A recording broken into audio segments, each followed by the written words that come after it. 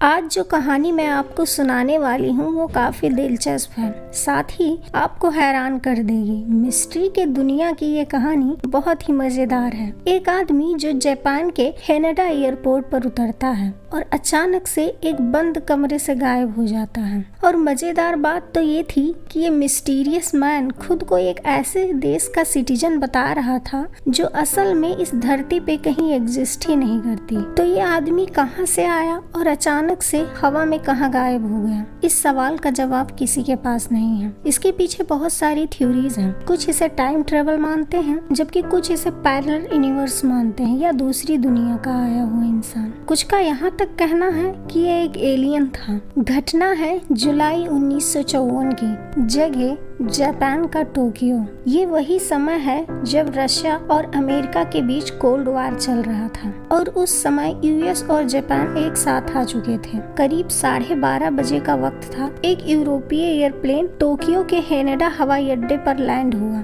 सारे पैसेंजर एक एक करके उतरते हैं और चेकआउट के लिए काउंटर की तरफ जाने लगते हैं। वहाँ बैठे ऑफिसर्स पासपोर्ट की जांच करने लगते हैं। तभी एक ऐसा पैसेंजर आता है जिसके पासपोर्ट को देखकर ऑफिसर्स दंग रह जाते हैं। इस पैसेंजर के पासपोर्ट पे टॉरेड नाम के देश का जिक्र था। अब इन ऑफिसर्स को ये बात बहुत ही अजीब लगती है। उन्होंने पहले कभी ऐसे देश का नाम सुना ही नहीं। अब दुनिया में लगभग 200 कंट्री हैं। सबके नाम जानना पॉसिबल नहीं है, पर इंसान एक बार कहीं ना कहीं सुना जरूर होता है। और ये तो इन ऑफिसर्स का काम ही था, डेली के पासपोर्ट चेक करना। अब इन ऑफिसर्स को इस शख्स पर डाउट होने लगा और उन्होंने अपने सीनियर अधिकारियों से कांटेक्ट किया और सारी बातें बताईं। सुरक्षा अधिकारी उसे एक कमरे में ले जाते हैं और इंट्रोगेशन शुरू कर देते हैं। सुरक्षा अधिकारी कहते हैं, अब तुम सच सच बताओ, आखिर तुम कहाँ से आए हो? वो मिस्टीरियस मैन कहता है, मैं तो टॉरेड से आया हूँ। सुरक्षा अधिकारी कहते हैं कि देखो, टॉरेड जैसा कोई देश नहीं है और तुम बेवकूफ मत बनाओ। वह शख्स बोलता है कि देखो, ये मेरी कोई पहली यात्रा नहीं है, मैं बहुत सारे यूरोपीय कंट्री में ट्रैवल कर चुका हूँ। और अधिकारियों के ये चीज देखकर भी आश्चर्य हुआ, क्योंकि उसके पासपोर्ट पर अन्य देशों के स्टाम्प भी लगे हुए थे जो कि बिल्कुल असली थे। फिर भी अधिकारी इस बात को मानने के लिए तैयार नहीं थे कि वह ऐसे देश का सिटीजन बता रहा है जो असल में इस दुनिया के मैप पे कहीं है ही नहीं। अब सुरक्षा अधिकारी हैरान परेशान हो जाते हैं और उसके सामने मैप रखते हैं। बोलते हैं कि अच्छा ठीक है, तुम टॉरेड से आए हो, मान लेते हैं, पर तुम बताओ कि इस मैप में टॉरेड कंट्री है कहाँ? वह शख्स मैप पे एक जगह उंगली रखकर कहता है कि ये देखो, यही है मेरा देश। और सच में वहाँ एक देश था, पर वो टॉरेड नहीं, यूरोपीय कंट्री एंडोरा था।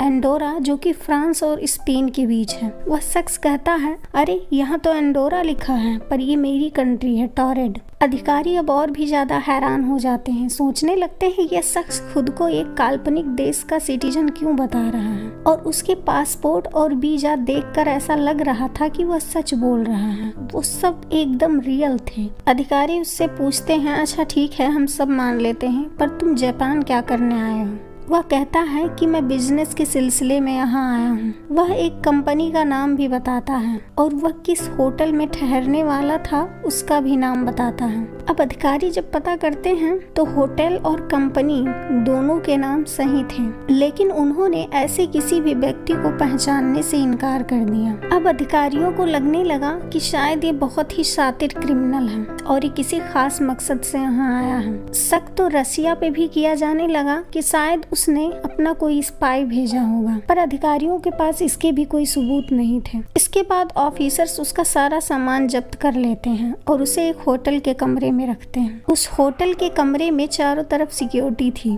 और उसके दरवाजे पर पुलिस गार्ड कर रहे थे। अगले दिन पुलिस उस कमरे के डोर को नॉक करते हैं। 2-3 बार नॉक करने के बाद अंदर से कोई आवाज नहीं आती है। फिर पुलिस जोर से हाथ मारते हैं तो वो दरवाजा अंदर से खुला था। पुलिस कमरे के अंदर जाते हैं और चौंक जाते हैं। वह शख्स उस कमरे में था ही नहीं। पुलिस दंग रह जाती है, आखिर इंसान गया कहाँ, क्योंकि सारी खिड़कियां सील थी और मेन गेट पे पुलिस गार्ड कर रहे थे। और सबसे आश्चर्य की बात ये थी कि जो भी उसका सामान, पासपोर्ट, वीजा, पेपर्स जो पुलिस ने अपने पास रखे थे वो भी गायब था। अब किसी को ये समझ नहीं आ रहा था कि ये सब कैसे हुआ और वो इंसान कैसे इस कमरे से बाहर गया। जमीन खा गई, आसमान निकल गया, क्या हुआ, किसी को कुछ नहीं नहीं पता। अब इस घटना को लेकर कई कहानियां हैं। कोई कहता है कि ये रहस्यमयी शख्स दूसरी दुनिया से आया था, कोई कहता है कि वो टाइम मशीन के जरिए वो गलती से यहाँ आ गया था।